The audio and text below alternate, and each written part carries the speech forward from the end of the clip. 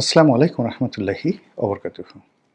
সম্মানিত দর্শক, বিএনপির চেয়ারপারসন বেগম খালেদা জিয়া রাজধানীর একটি বেসরকারি হাসপাতালে গুরুতর অসুস্থ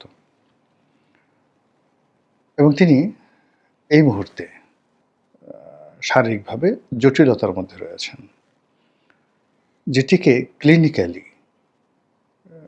মানে মহাজটিল বলা হচ্ছে। নরমালি মানুষের শরীর যখন রেসপন্ড করে বা মোটামুটি একটা সহনশীল অবস্থায় থাকে, তখন আমাদের দেশে যারা প্রভাবশালী ব্যক্তি, ধনী ব্যক্তি, তাদেরকে চিকিৎসার জন্য বিদেশে নিয়ে যাওয়া হয় এয়ার অ্যাম্বুলেন্সে করে। তো বেগম খালেদা জিয়াকে এখন এখান থেকে নেওয়া যাচ্ছে না। তাহলে বোঝার চেষ্টা করুন যে তিনি এয়ার অ্যাম্বুলেন্সে করে সিঙ্গাপুর বা ব্যাংকক, যদি ব্যাংককে নেওয়া হয় তাহলে কত ২ ঘন্টার ফ্লাইট। এই ২ ঘন্টা অ্যাম্বুলেন্সে ফুল ভেন্টিলেশনে তাকে নেওয়া যাচ্ছে না। ওই ঝাঁকুনিটুকু বা উড্ডয়ন বা নামানোর সময় যে ঝক্কি ঝামেলা হয়, তো এটা তার শরীর ধারণ করতে পারছে না। এজন্য তাকে বিদেশে নেওয়া যাবে কি যাবে না, তা বাংলাদেশের ডাক্তাররা সিদ্ধান্ত নিতে পারছেন না। এজন্য ইংল্যান্ড থেকে, ব্রিটেন থেকে বিশেষজ্ঞ ডাক্তার আনা হয়েছে। শুধু তাই নয়, চীন দেশ থেকেও একটি বিশেষজ্ঞ দল তার স্বাস্থ্য পরীক্ষার জন্য এসেছেন। তো এটা মানে তার গুরুত্ব আছে, তার প্রয়োজন আছে, রাষ্ট্র তাকে সম্মান দিচ্ছে, ইটস ওকে।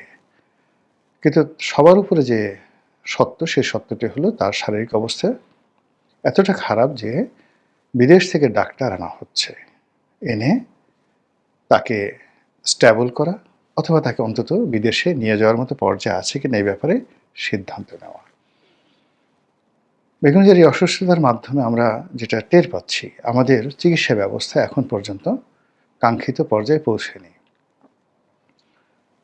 একজন ক্রিটিক্যাল রোগী, যার প্রতি দেশের মানুষের অগাধ ভালোবাসা এবং যাকে বাঁচিয়ে রাখার জন্য বহু মানুষের প্রার্থনা, তাকে আমাদের এই দেশ বিশ্বাসযোগ্যভাবে একটি সেবা দেবে, চিকিৎসা সেবা দেবে, সেটা সিএমএস হোক, ঢাকা মেডিকেল হোক বা ঢাকার পিজি হাসপাতাল হোক, এটা এই পর্যায়ে পৌঁছেনি। এটা এই মাধ্যমে প্রমাণিত হলো। ২ নম্বরে যেটা হলো যে তিনি এখন কোন অবস্থাতে আছেন। আমরা সবাই জানি যে তিনি লাইফ সাপোর্টে আছেন। কৃত্রিমভাবে শ্বাস-প্রশ্বাস দিয়ে তাকে বাঁচিয়ে রাখা হয়েছে। তো যখন এরকম কোনো একটি মানুষকে, এটাকে বলা হয় ভেন্টিলেশন। মানে আপনার যে ফুসফুস, শ্বাস-প্রশ্বাস যে যন্ত্র, এই যন্ত্রটিতে যখন ইনফ্লেকশন হয়ে যায়, অনেক ক্ষেত্রে এটা ড্যামেজ হয়ে যায়, তখন কৃত্রিমভাবে শ্বাস-প্রশ্বাস দিয়ে আপনাকে বাঁচিয়ে রাখা হয়। আবার ফুসফুসের বাইরে কখনো কখনো দেখা গেল যে ফুসফুসকে কমান্ড করবে আপনার ব্রেনে হ্যামারেজ হয়েছে, কিন্তু ব্রেন আপনাকে, মানে এটা জিনিস হলে এমন ৩টা জিনিস যে আপনার ব্রেন, ফুসফুস এবং হার্ট, এই ৩টা জিনিস এবং কিডনি, এই ৪টা জিনিস একটি অপরটির সঙ্গে, আমি ডাক্তার নই কিন্তু আমি যতটুকু জানি, একটা অপরটির সঙ্গে ইন্টারকানেক্টেড। তো ধরুন আপনার ব্রেন ঠিকমতো কাজ করছে না, ফলে ও কমান্ড দিতে পারছে না এই ৩টা অর্গ্যানকে। তো ফলে ব্রেনে একটা সমস্যা হলো, ওখানে আপনার ভেন্টিলেশন দরকার হতে পারে। আবার ধরুন আপনার রক্ত সঞ্চালন, হার্টবিট ভালো হচ্ছে না, হার্টবিট ভালো না হওয়ার কারণে আপনি ফুসফুস কাজ করতে পারছে না, ভেন্টিলেশন দরকার হতে পারে। আপনার কিডনি ফাংশন করছে না, তো কিডনি ফাংশন না করার কারণে কি হলো, আপনার ব্রেন যত বারবার কমান্ড করছে, কিডনি ফেল করছে, আর কিডনি যখন ফেল করছে ওইটার ইফেক্টে গিয়ে হার্টে পড়ছে, হার্টে যখন ফেল করছে ওইটার ইফেক্ট গিয়ে ফুসফুসে পড়ছে। মানে এই 4টি যন্ত্র একটি অপরটির সঙ্গে সম্পৃক্ত। এখন বেগম জিয়ার এই 4টি যন্ত্র কেমন আছে? প্রথমত, তার লিভার সিরোসিস, মানে তার যে হৃৎপিণ্ড, এটা নষ্ট। এটা অনেকে ক্যান্সার বলেন এবং এটা এত জটিল যে উনি নিয়মিত চিকিৎসা করার কারণেই ভালো আছেন। অন্য সাধারণ রোগী হলে এতদিন বাঁচতেন না। তো সেই যে লিভার সিরোসিস, সেই লিভার সিরোসিসের মাত্রা খুব বেশি যাদের থাকে তাদের ফুসফুস সবসময় দুর্বল থাকে, তাদেরকে আলাদা রাখতে হয়। খাবার-দাবার থেকে শুরু করে প্রতিটি জিনিস তাকে বেঁচে চলতে হয়। এমনকি বাইরে ঠান্ডা গরম পরিবেশে যাওয়া, মানুষের সাথে মেশা এটা নিষিদ্ধ এই ধরনের যারা লিভার সিরোসিসে আক্রান্ত। এর বাইরে তার শরীরের বিভিন্ন অঙ্গ-প্রত্যঙ্গে যেটাকে আর্থ্রাইটিস বলা হয়, বাত। তো এটা শুরু হয়েছিল তার হাঁটু থেকে। তো সেই হাঁটুতে তার বাতের এই আর্থ্রাইটিসটা এত মারাত্মক আকার ধারণ করে যেটা শরীরের প্রতিটি অঙ্গ-প্রত্যঙ্গে ছড়িয়ে যায়। এর ফলে আপনি দেখুন যে তার যে দুটো হাত, এই দুটো হাত কিন্তু মানে অবশ হয়ে গেছে। হাত তিনি নাড়াতে পারছেন না, আঙ্গুলগুলো বাঁকা হয়ে গেছে। তো এতগুলো জটিল সমস্যা, সেই জটিল সমস্যার সঙ্গে তার শুধুমাত্র ফুসফুসকে কার্য রাখার জন্য, নিঃশ্বাস-প্রশ্বাস কার্য রাখার জন্য মূলত একেবারে নীরব আ বসে থাকা ছাড়া কোনো উপায় ছিল না। এবং শেখ হাসিনা এটা বুঝতে পেরেছিলেন। ফলে তার এই দুরবস্থার মধ্যে যদি জেলখানাতে তার মৃত্যু হতো, সেক্ষেত্রে শেখ হাসিনা বিপদে পড়তেন। এই রাজনীতির ঝামেলা এড়ানোর জন্য তিনি তড়িঘড়ি করে একেবারে প্রথম তো তার একটা ধারণা ছিল যে তিনি অসুস্থ না, ভং করছেন, ঢং ধরেছেন। তারপর যখন তাকে বোঝানো হলো বা তিনি বুঝতে পারলেন, তখন তিনি এটার গুরুত্ব অনুভব করলেন। শেখ হাসিনা গুরুত্ব অনুভব করলেন যে তিনি যতই ক্ষমতাধর হন না কেন, কারাগারে যদি মারা যান তাহলে তার সমস্ত দায়-দায়িত্ব শেখ হাসিনার বহন করতে হবে, এমনকি একটা গণঅভ্যুত্থান হয়ে যেতে পারে। ফলে তড়িঘড়ি করে তাকে অ্যাডমিনিস্ট্রেটিভ পাওয়ার দ্বারা বাইরে রাখা হলো। তো বাইরে রাখা হলো এবং তাকে এমনভাবে রাখা হলো যে বিদেশে যেমন তিনি লন্ডনে গেছেন বা বিভিন্ন জায়গাতে গেছেন, এখানে আসলে এটার যে স্টেজ, এই স্টেজে কোনো রিকভার করা, চিকিৎসা করা, উন্নত চিকিৎসা এটা অসম্ভব ব্যাপার। অসম্ভব ব্যাপার এর কারণ হলো যে এই লিভার যেটা সিরোসিস এটাকে কেটে নতুন একটা লিভার লাগানো বলতে গেলে অসম্ভব ব্যাপার ছিল। আর আর্থ্রাইটাইস মানে বাত এমন একটা রোগ, এটার সঙ্গে গাউট মানে যেটাকে বলা হয় যে গাউট যে রোগটা আছে এটাও হয়তো অটোমেটিকভাবে চলে আসে। রক্তে পিউরিনের পরিমাণ বেড়ে যায়। তো সেই গাউট উনার আছে, আর্থ্রাইটিস আছে। ফলে কি হলো রক্তে পিউরিন মানে প্রোটিনের পরিমাণ অটোমেটিকভাবে মারাত্মকভাবে বেশি। তো এই ধরনের রোগী যারা আছে তাদের খাদ্যাভ্যাস এবং রেস্টে থাকা, এটাই হলো প্রধান চিকিৎসা। আর এর বাইরে কোনো মেডিকেল ট্রিটমেন্ট নেই।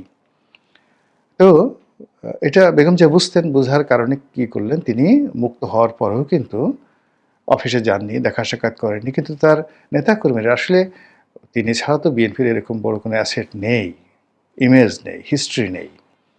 কাজেই তাকে ব্যবহার করার চেষ্টা করা হয়েছে, তার সঙ্গে দেখা করার চেষ্টা করা হয়েছে, কিন্তু তিনি আসতে পারেননি, নিতান্ত আসতে পারেননি। তার মধ্যে সেই এনার্জিটাই ছিল না। দ্বিতীয়ত সরকারও কিন্তু এখানে একটু কড়াকড়ি আরোপ করেছিল তখন, আওয়ামী লীগ সরকার যেন মানে বেগম জিয়া অ্যাটলিস্ট বাকি যে জীবনটুকু আছে সেই জীবনটুকু তিনি মানে অনায়াসে কাটাতে পারেন। তো সেই জায়গা থেকে গত 14 মাসে তাকে প্রথমে কী করলো, এয়ার অ্যাম্বুলেন্স করে ইংল্যান্ডে নেওয়া হলো, চিকিৎসার নাম করে ঘুরে ফিরে আনানো হলো। এটা একটা আবেগ ছিল, সেন্টিমেন্ট ছিল, কিন্তু এটা যে দরকার ছিল না, এটা প্রয়োজন ছিল না তার জন্য, এটা বুঝতে পারিনি। ফলে তার যে এই যে লন্ডন গমন, যাতায়াতে আসা যাওয়াতে তার আসলে অনেক ক্ষতি হয়েছে, কোনো লাভ হয়নি।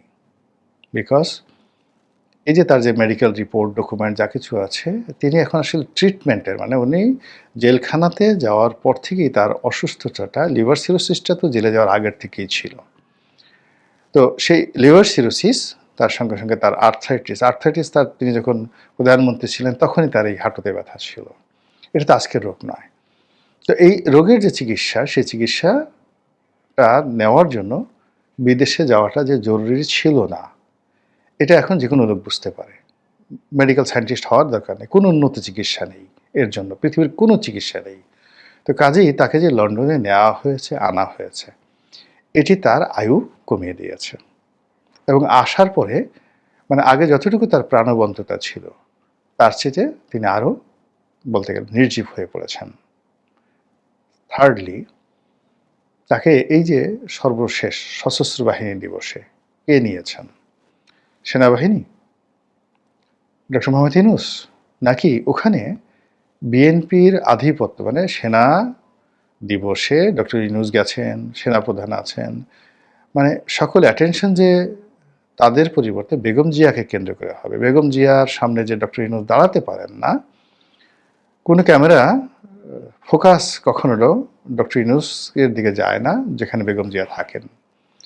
কিংবা সেনাবাহিনীর প্রধান যিনি আছেন তিনি না চাইলেও তার সামনে যখন গেলেন তখন সঙ্গে সঙ্গে তাকে মাথা নুইয়ে টুপি খুলে তাকে স্যালুট দিতে হলো। এরপর সেই যুবক যারা আছেন, এনসিপির যারা নেতৃবৃন্দ আছেন, যারা সবার সাথে বেয়াদবি করেন, তারাও তার সামনে গিয়ে অবনত মস্তকে তাকে শ্রদ্ধা জানাতে বাধ্য হলেন। এই দৃশ্যটা চিত্রায়ন করার জন্য বিএনপির কি কোনো লোভ ছিল, লালসা ছিল, পরিকল্পনা ছিল? তাহলে আজকের এই দুরবস্থার জন্য আসলে কে দায়ী? এটা লিখে রাখুন যে যদি বেগম খালেদা জিয়ার ভালো একটা রিকভারি হয়, এই প্রশ্নগুলো হয়তো হারিয়ে যাবে। কিন্তু তাকে যদি আমরা হারিয়ে ফেলি, রিকভারি না হয়, এর জন্য চড়া মূল্য দিতে হবে সবাইকে, ইচ অ্যান্ড এভরিবডিকে। এ কারণে এখানে রাজনীতির জনপ্রিয়তা একটা বিরাট ফ্যাক্টর। এখানে যে কোনো মানুষ যত খারাপ কাজ করুক না কেন, তিনি যদি জনপ্রিয় হয়ে যান, তার সঙ্গে কেউ লড়াই করতে পারে না। কোনো মিডিয়া না, কোনো সামরিক বাহিনীর না, এমনকি আলেকজান্ডার না। জনপ্রিয়তা থাকতে হবে। জ্ঞান, বুদ্ধি, মানে কোনো একটা মানুষ খুব জ্ঞানী এবং চরিত্রবান, অনেস্ট, তার সঙ্গে Alexander, Julius Caesar, Napoleon Bonaparte কেউ পারেননি। ধরুন নেপোলিয়ন বোনাপার্ট জার্মানি দখল করেছেন। তো জার্মানি দখল করার পর ওই সময়টাতে যে সবচেয়ে বড় জ্ঞানী ব্যক্তি গ্যাটে, তো গেটের সঙ্গে তিনি দেখা করতে চাইলেন। তো মানে সে মুগ্ধ হয়ে গেল গেটেকে দেখে, পাগল হয়ে গেল যে মানুষ এত সুন্দর হয়, এত মহান হয়, মানে রাজাকে পাগল বানিয়ে ফেলো নেপোলিয়ন বোনাপার্টকে। এটাকে বলা হয় মেধা। মেধার সৌন্দর্য, ব্যক্তিত্ব, দার্শনিকতার সঙ্গে পৃথিবীর কোনো সৌন্দর্যের তুলনা হয় না। দিল্লিতে নিজামুদ্দিন আউলিয়া ছিলেন, কোনো রাজদরবার, গিয়াসুদ্দিন বলবন, তারপরে মোহাম্মদ বিন তুগলক, গিয়াসুদ্দিন তুগলক, জালালউদ্দিন খিলজি, মানে এরা জালালউদ্দিন খিলজি ছিলেন কিনা আমি এটা বলতে পারবো না, বাট বলবন মানে সুলতান গিয়াসুদ্দিন বলবন থেকে শুরু করে, গিয়াসুদ্দিন বলবন থেকে শুরু করে এরপর একেবারে মোহাম্মদ বিন তুগলক পর্যন্ত এই সময়টিতে যারা ক্ষমতায় এসেছেন, এর মধ্যে কুতুবউদ্দিন মুবারক শাহ ছিলেন। তো ওনারা শত চেষ্টা করেও তাকে কোনোদিন রাজদরবার আনতে পারেনি, বরং রাজাবাদশাহরা, মন্ত্রী, মিনিস্টাররা ভিক্ষুকের মতো গিয়ে তার দরবারে দাঁড়িয়ে থাকতো। নিজামুদ্দিন আউলিয়া দিল্লির মেহেরুলিতে, এটাকে বলা হয় আধ্যাত্মিকতা এবং দার্শনিকতা। একই অবস্থা সেই বিখ্যাত সোলন, বিখ্যাত সক্রেটিস, বিখ্যাত কনফুসিয়াস, বিখ্যাত তাও, মানে যারা জ্ঞান বিজ্ঞানে ওই পর্যায়ে উঠে গেছেন, রাষ্ট্রশক্তি তার পায়ের কাছে এসে গেছে, কখনো তাদের ধারে কাছে যেতে পারেনি ওমন পর্যায়ে। এর কারণ হলো তারা জনপ্রিয় হয়ে গেছিলেন। এর বাইরে অনেক মানুষ যাদের ব্যক্তিগত চরিত্র ভালো না, অত জ্ঞানীও নন, কিন্তু প্রচণ্ড জনপ্রিয়, অসাধারণ জনপ্রিয়, তাদের সঙ্গে কিন্তু মানুষ ফাইট দিতে পারেনি। তারা জানে যে তারা খারাপ কাজ করছে, কিন্তু তাদের সঙ্গে লড়াই করা যায়নি। তো সেই অর্থে আপনি বাংলাদেশের বৃহত্তম রাজনৈতিক দলের প্রধান, অসম্ভব জনপ্রিয়, ক্ষমতাধর, এবং তার এদেশের রাজনীতিতে অনেকগুলো লিগেসি রয়েছে।